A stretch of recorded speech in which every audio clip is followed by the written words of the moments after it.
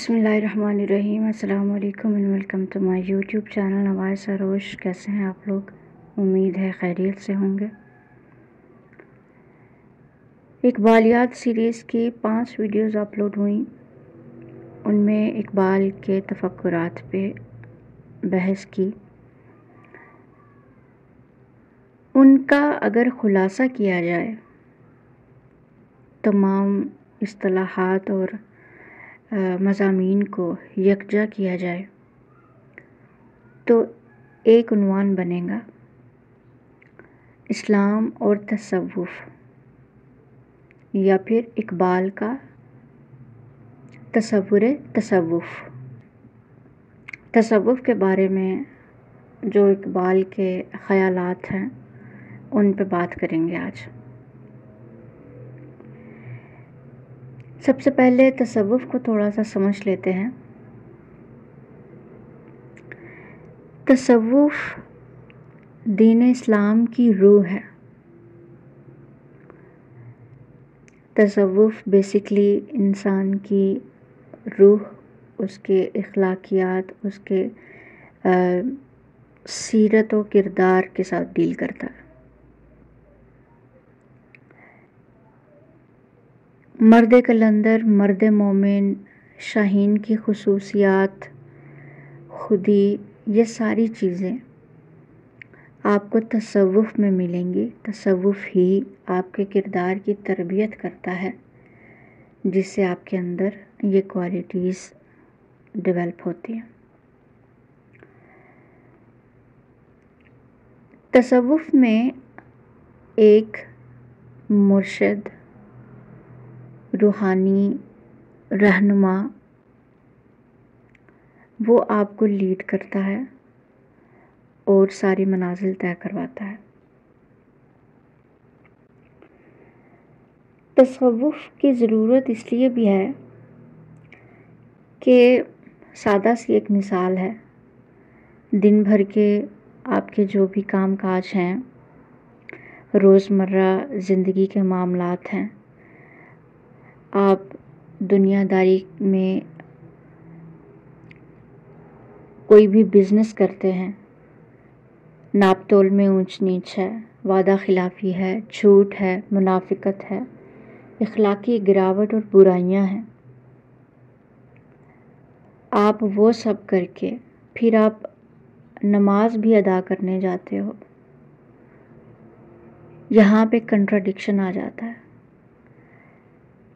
नमाज बेहयाई से रोकती है, बुरे कामों से रोकती है, आपके नफ्स की तरबियत करती है, लेकिन नमाज पढ़ने के बावजूद आपके अंदर इखलाकी गिरावट दूर नहीं होती, आपके अंदर से बुराइयां ख़त्म नहीं होती, दुनियावी आलाइशें आपको मुसलसल अंदरूनी तौर पे आलूदा कर रही हैं, तो फिर आपकी नमाज़ों का मकसद फौत हो जाता है।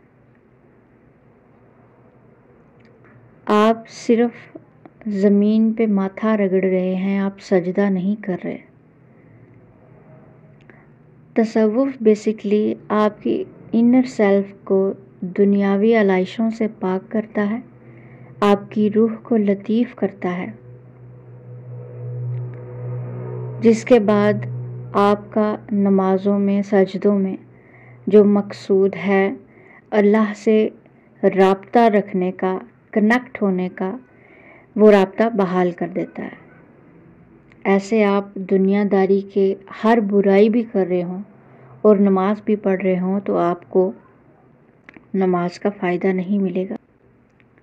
अल्लाह ने नफ्स का बार बार ज़िक्र किया है। नफ्स की मुख्तलिफ़ जो तरबियत के मराहिल से गुज़रने के बाद जो दर्जात हैं, उनका ज़िक्र किया है। तो ये चीज़ें हमें शरीयत के जो फ़राइज़ हैं, फ़र्ज़ इबादात के साथ साथ हमारे पास इन चीज़ों के रेफरेंसेस मौजूद हैं, लेकिन हम उनको सतही नज़र से देखते हैं, उनकी गहराई तक नहीं जाते। ये दोनों चीज़ें मौजूद हैं। तसव्वुफ़ बेसिकली آپ کی انر سیلف کو دنیاوی علائشوں سے پاک کر کے آپ کی روح کو اتنا لطیف کر دیتا ہے کہ آپ کائنات کے جو بھی اسرار و رموز ہیں ان سے آشنا ہو جاتے ہیں۔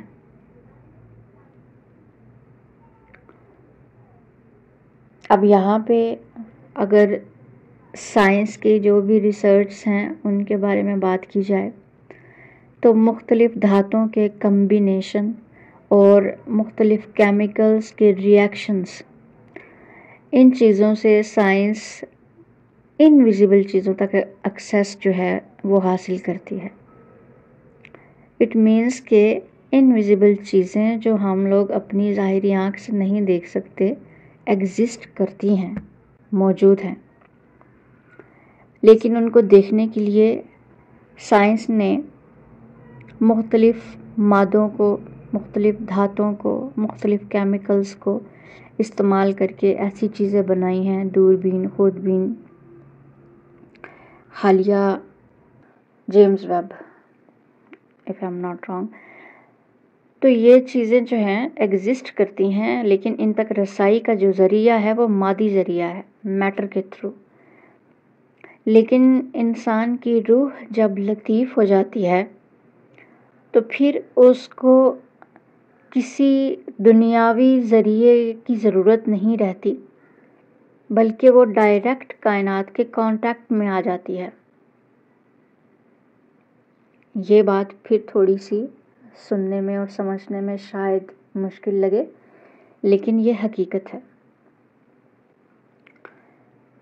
جو فزکس کے بارے میں تھوڑا بہت علم رکھتے ہیں انہیں لائٹ انرجی کے کنسیپٹ کا پتہ ہوگا۔ بیسیکلی وہ نور ہے، اور آپ کی روح جب لطیف ہو جاتی ہے تو اسی لیول پہ آ جاتی ہے، اس کے اندر جب اللہ کا نور سرایت کر جاتا ہے تو وہ ایک نورانی چیز بن جاتی ہے، تو اس کے لیے سفر بہت آسان ہو جاتا ہے۔ یہ بالکل بھی کوئی شعبدہ بازی، کوئی فنکاری، کوئی جادوگری یا اس طرح کی کوئی بات نہیں ہے۔ اب ایک اور چیز ہے یہاں پہ کہ اگر اس حد تک انسان کی دسترس ہو سکتی ہے، یہ اقبال کے تھاٹس ہیں، ہم لوگوں نے پہلے ڈسکس کیے ہیں، کچھ اشعار کے ریفرنسز بھی دیے ہیں، ابھی میں ان کو اوائڈ کر رہی ہوں۔ تو کائنات کے اندر جو یہ دسترس ہے، اسرار و رموز سے جو واقفیت ہے، اللہ تعالیٰ کے راز اور تصوف کا جو دائرہ کار ہے، جو اس کی رسائیاں ہیں، جو لوگ ان چیزوں کو نہیں مانتے وہ اعتراض کرتے ہیں کہ اولیاء حضرات اپنے درباروں پہ ہونے والی اللیگل ایکٹیویٹیز، ایون بلاسٹ وغیرہ، ان کو کیوں نہیں روک پاتے؟ اگر انہیں جو کچھ بھی زمین کے اندر ہے یا آسمانوں میں ہے ان کو علم ہوتا ہے تو وہ پھر بتاتے کیوں نہیں کہ ان سے ہم لوگ فائدہ اٹھا لیں؟ ایون پاکستان میں اگر معدنی ذخائر ہیں، ان کا پتہ بھی ہے ان کو، تو کیوں نہیں ان رازوں سے پردہ اٹھاتے کہ ان سے فائدہ حاصل کیا جائے؟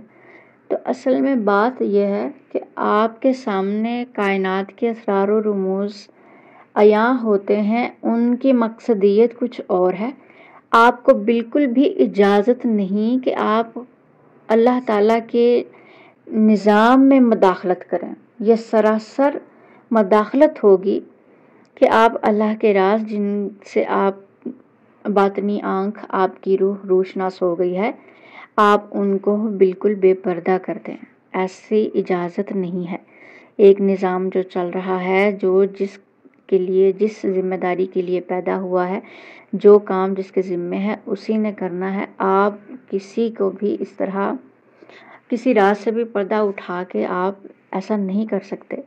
اور یہ تصوف اور اسی کو عشق حقیقی کی راہ بولتے ہیں، اور جو بھی عشق حقیقی کا مسافر ہوتا ہے اس کے لیے پہلی شرط یہ ہوتی ہے کہ وہ راز سے پردہ نہیں اٹھائے گا۔